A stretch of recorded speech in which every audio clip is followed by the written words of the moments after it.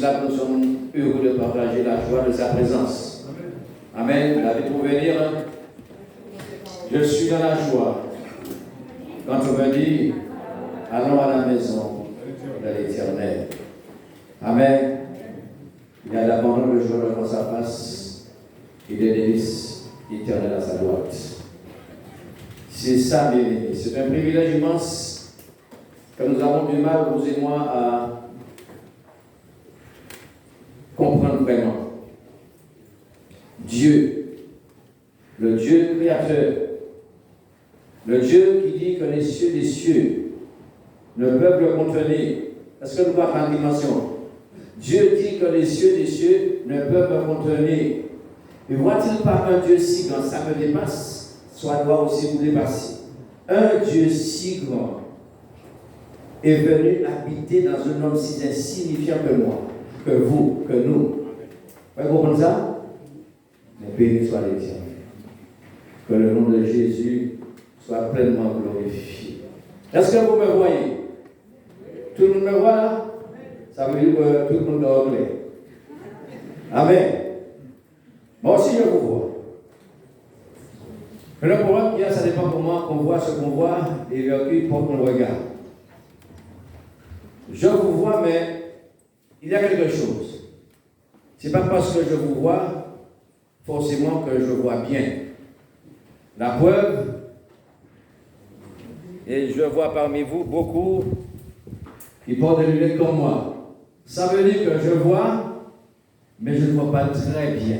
Si moi pas de lunettes, terminé, on passe à la Bible là. Ne pas faire à rien. Vous voyez, la vue, c'est quelque chose de très très important. Voir oui, mais voir bien, c'est autre chose. On peut voir. Et c'est pour cela que j'ai béni Dieu pour les hommes, les oculistes qui fabriquent les lunettes. Parce qu'elle a supposé que si bon Dieu partit pour l'intelligence à la volonté, ça aurait été lunettes là, de gagner un bel problème. Ouais, un petit peu, mais la vue, c'est quelque chose de très essentiel dans la vie de l'homme. C'est un sens primordial. Et Dieu même met l'accent sur la façon qu'il voit le regard. Dieu dit que celui qui vous touche à la prunelle de mes yeux. C'est pour dire que Dieu donne à le fait de voir une très grande importance. Mais comme j'ai dit, ce n'est pas forcément voir, mais qu'est-ce que nous voyons? Sur quoi nous regardons ce porte? Est-ce que nous voyons clairement, distinctement? Est-ce qu'on a une bonne acuité visuelle? Ou du moins avec l'âge comme moi-même, ça commence à décliner. Ça commence à descendre. Est-ce que, avec les années passées à marcher avec le Seigneur, ta vision, ta perception de Christ n'est pas en train de se diminuer? C'est la question que nous devons nous poser. Il y a voir et voir distinctement. Et il y a un homme dans la Bible que Jésus a prié pour lui, il est aveugle. Dans le premier temps, cet homme dit à Jésus, je vois, mais j'ai un petit souci parce que je n'arrive pas à distinguer clairement, je vois les hommes comme des arbres. Plus que ma vision n'est pas claire. Je ne vois pas comme je le vois. J'ai encore un problème de ma perception. Et Jésus, qui n'aime pas les choses à moitié, a reprié une deuxième fois pour cet homme. Et qu'est-ce que la Bible nous dit? Cet homme a vu tout distinctement. Est-ce que tu vois distinctement? Est-ce que tu vois encore Jésus distinctement? Est-ce que Jésus n'est pas encore un petit peu devenu un petit peu flou dans ton regard, dans ta perception? Eh bien, le message, c'est que vois-tu? Vers quoi porte ton regard? La Bible nous dit que, puisque nous sommes environnés d'un si grand nombre de témoins, rejetons tout fardeau et le péché qui nous allons si facilement, c'est Hébreux 12 premier. Et puis après, il nous dit, le conseil de Dieu pour nous, et maintenant, déchargez-vous et courez dans cette carrière qui vous est ouverte, les yeux fixés sur Jésus.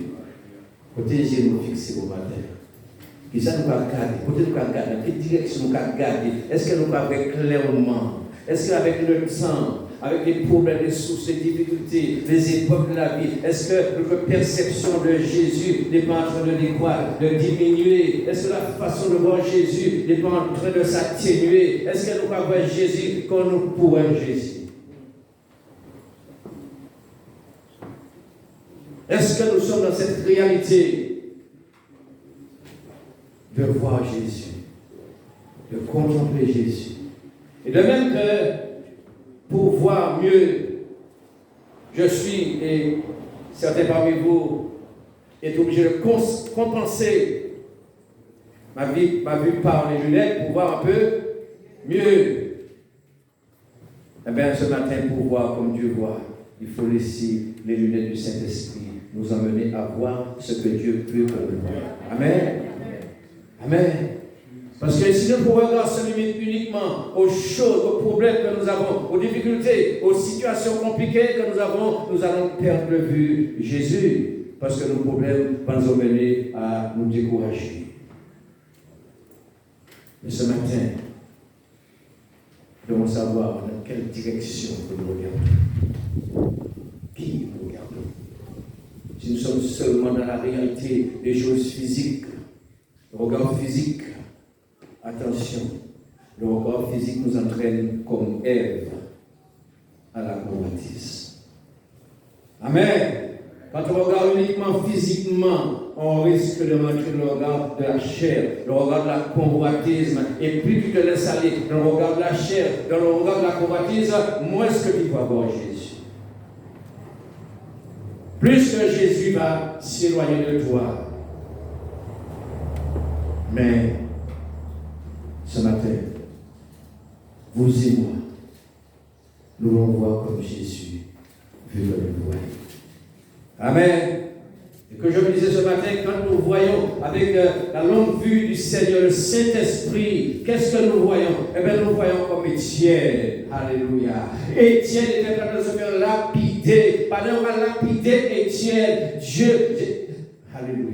Étienne, quand on voit le ciel ouvert, et quand on voit Jésus assis à la droite de Dieu. Amen. Pendant qu'on a lapidé Étienne, Étienne n'a pas roche, il a gardé, il a le ciel ouvert, et quand on voit Jésus à la droite de Dieu. Mis en vision pour nous. Ça, c'est seulement le regard de l'Esprit qui nous amène dans cette dimension. Voir comme Dieu veut que nous voyons. Voir ce que Dieu veut que nous voyons. C'est avec les lunettes du Saint-Esprit. Qui nous emmène au-delà de cette logique physique, de cette barrière physique. Vraiment, regarder là, on va sur nous là, on va pas ça va passer derrière nous là. On va avoir un monde qui est en salle là. Mais quand on rentre dans la dimension de la vision de Dieu par le Saint-Esprit, on rentre dans la réalité de Dieu. On voit ce que la chair ne veut pas voir. Alléluia. On va plus loin.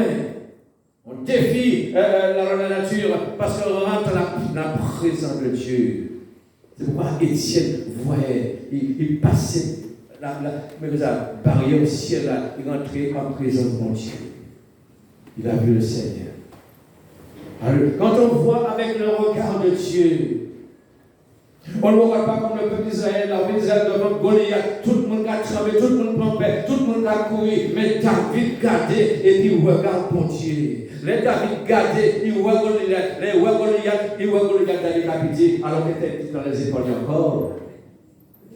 Est-ce que nous ne pas comprendre ça? Le regarder puis le regard de Dieu, Goliath était à la place, l'armée était dans la peur, mais parce que David, il y avait un homme qui a vu, même pas comme les autres.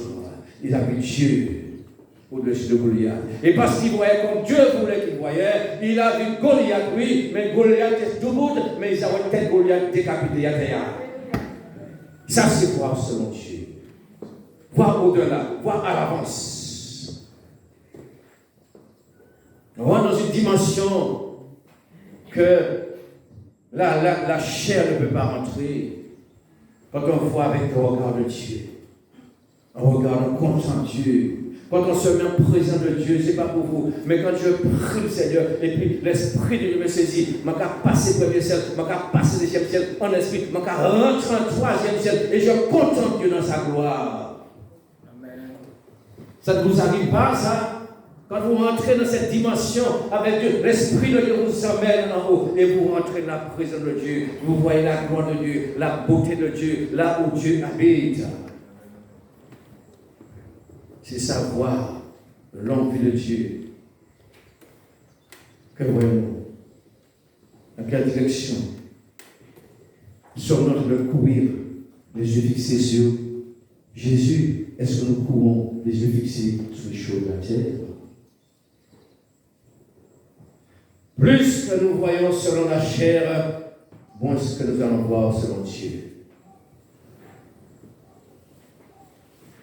Et c'est vrai, la vie fait le problème.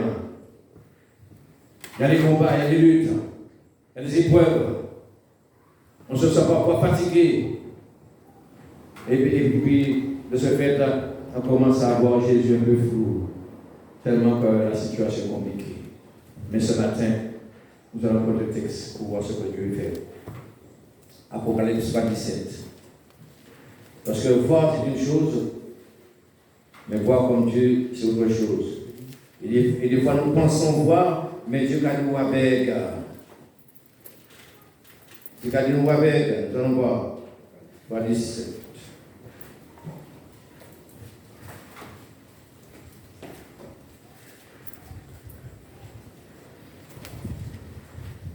Voilà.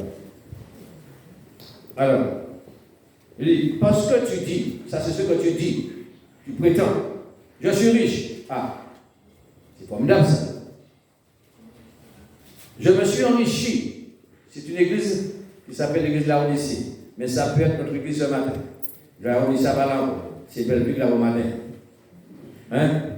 Je me suis enrichi. Je n'ai besoin de rien. Je me senti que l'église m'a prospéré. Je n'ai pile dans l'église. Ouais, c'est là qu'elle rentre bien. Je n'ai pas besoin de rien, personne. Je sens l'église qui a fonctionné. C'est comme ça que nous voyons ça des fois. Mais voilà là ce que Dieu dit. Mais parce que tu ne sais pas, c'est ça le drame. De quoi qu'on voit et qu'on est déjà aveugle. Alléluia. Je suis persuadé qu'on voit et Dieu dit qu'on est aveugle. Alors qu'est-ce qu'il dit?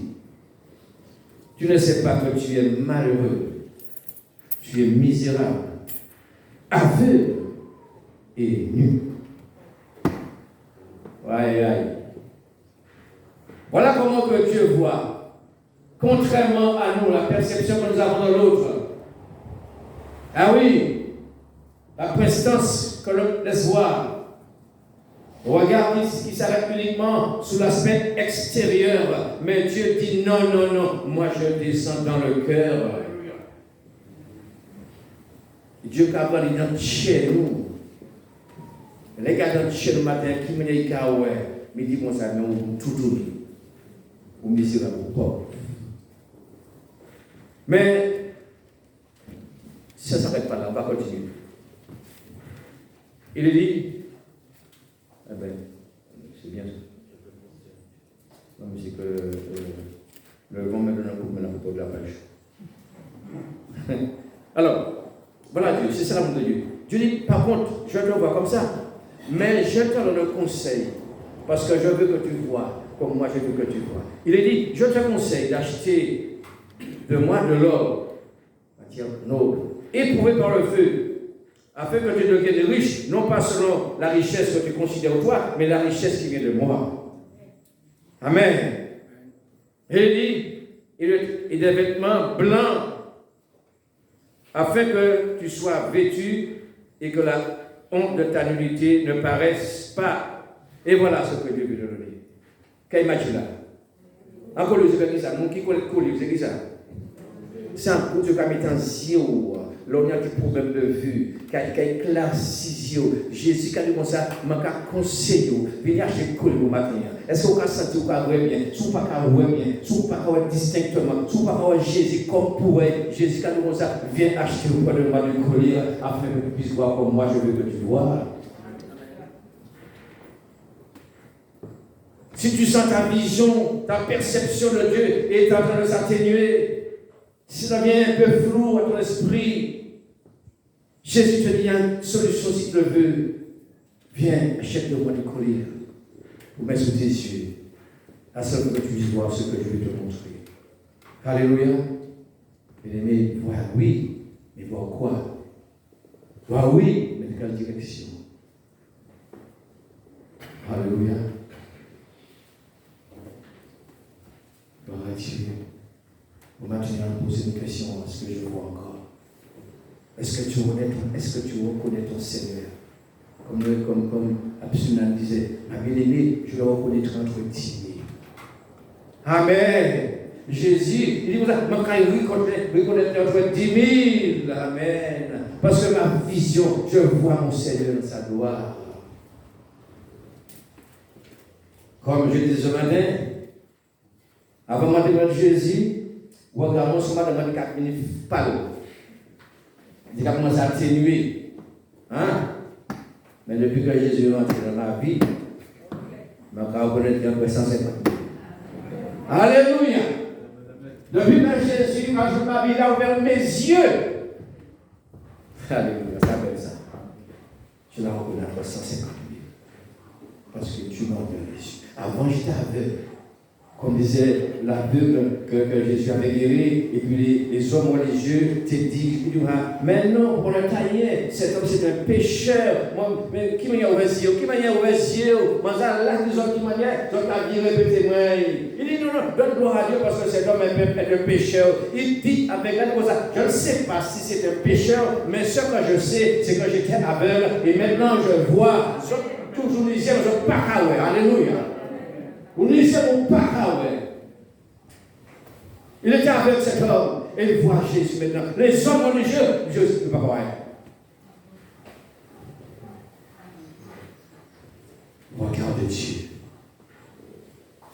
Regarde Dieu, c'est de passer la logique naturelle pour entrer dans la dimension spirituelle. Élisée et son serviteur.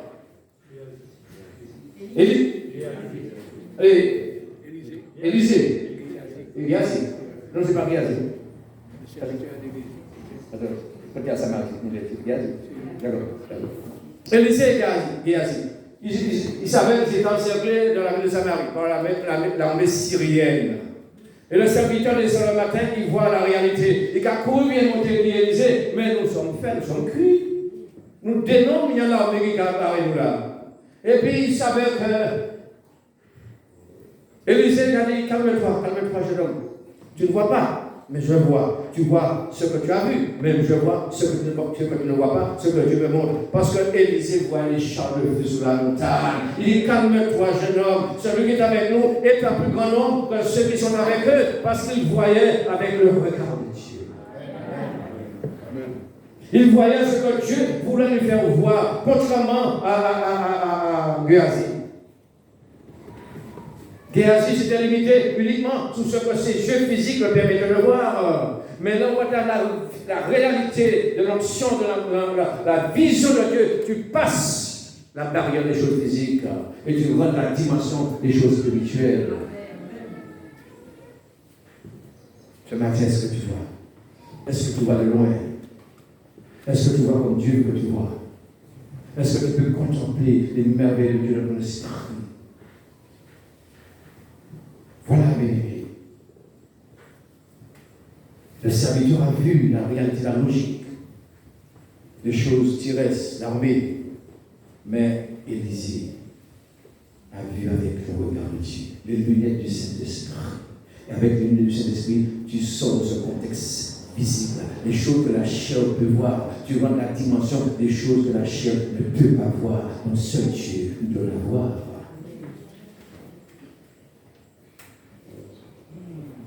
Que vois-tu ce matin? Si tu vois que tes problèmes, si tu vois que tes difficultés, tu es focalisé sur toi-même, sur les problèmes, eh bien, ta vision de Christ va s'atténuer de plus en plus. Et le diable va remplacer la vision de ta logique devant toi. Et tu feras comme des Norvégiens comme Goliath. Dieu derrière Goliath, et puis Goliath devant. Vois comme Dieu voit. Voir comme Dieu voit, c'est voir comme Étienne.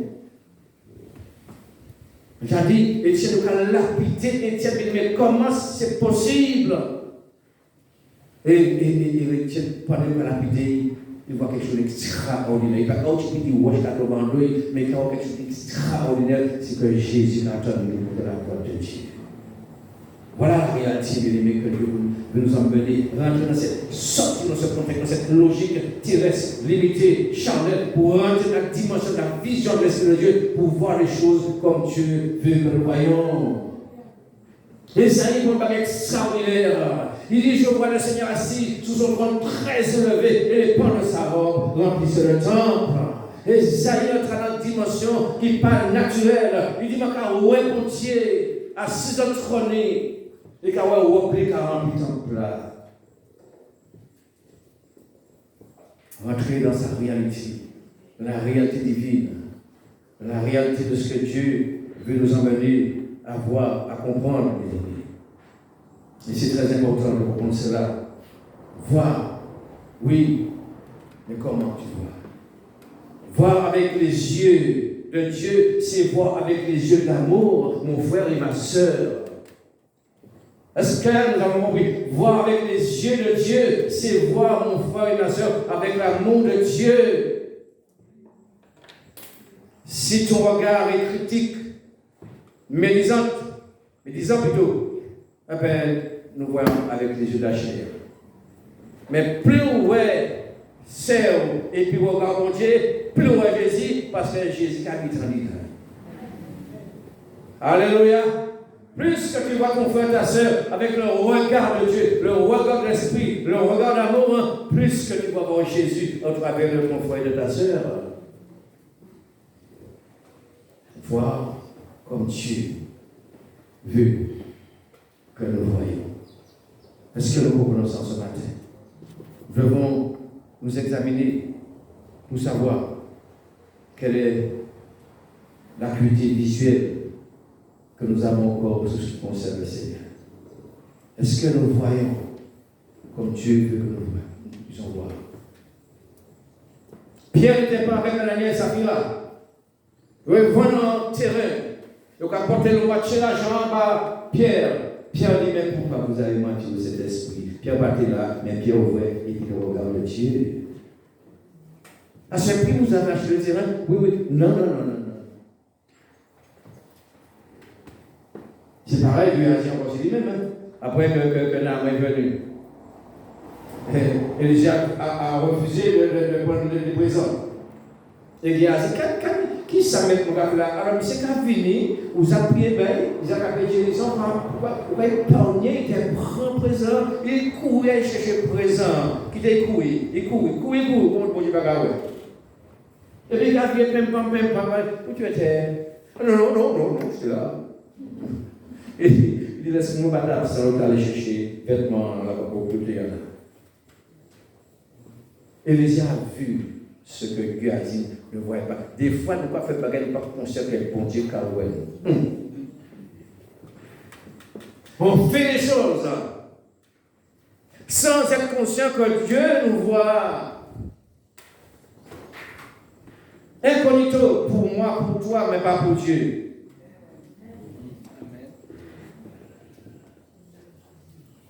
Nous voyons ce qui frappe le regard sur l'aspect que nous laissons voir aux autres. Des fois, ça a un aspect arrangé. Il y a en force humilité, en force piété. Aïe, nous allons laisser, pas de réalité de la vie, nous. Mais moi, l'Éternel, je vois ce que l'on ne voit pas. Je sens le cœur, je sens les mains. Nulle créature n'est cachée devant moi. Que voyons-nous encore comment que nous percevons les choses? Sommes-nous dans cette réalité bien-aimé, de la vision de Dieu. Est-ce qu'avec le temps, si tu es écoulé depuis ta conversion jusqu'à ce jour, est-ce que tu vois Jésus toujours dans sa gloire? Est-ce que Jésus, c'est la priorité de notre vie? Ou est-ce que nous nous sommes éloignés, nous avons perdu la vision? Perdu la vision. Nous sommes redevenus dans la logique des choses terrestres. Et plus que nous accaparons les choses terrestres, plus que nous nous approprions les choses terrestres, plus que nous allons parler dessus. Pourquoi? Parce que Paul disait, il y a plusieurs parmi vous qui marchent en ennemi de la croix de Christ. Ils ont pour Dieu leur ventre terrestre. Vous voyez, puisqu'on voit la terre, et Paul a dit que, j'en ai déjà souvent parlé, je parle encore amplement, leur fin sera la perdition. Plus qu'on a la logique terrestre, plus que tu vas t'éloigner de la logique céleste. Et tu vas mourir. Cherchez, premièrement, le royaume de Dieu et sa justice. Et toutes choses vous seront données par-dessus. Regardez comme Dieu regarde. Et Dieu va prendre soin de nous. Alléluia. Quand on regarde avec le regard de Dieu, on regarde avec le regard de la pureté. Aïe, aïe, aïe. Pas de la convoitise. Quand nous ne regarder selon l'esprit de Dieu, nous ne pas regarder pour le regard de convoitisme, nous ne pas regarder pour le regard de la pureté. Est-ce que ce n'est pas comme ça que ça va passer?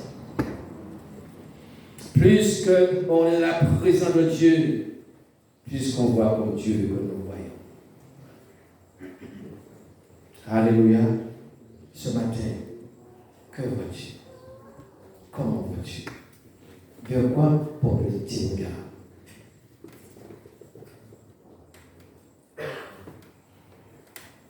Que Dieu nous aide à ce que nous puissions demander au Seigneur, Seigneur, je vois tout.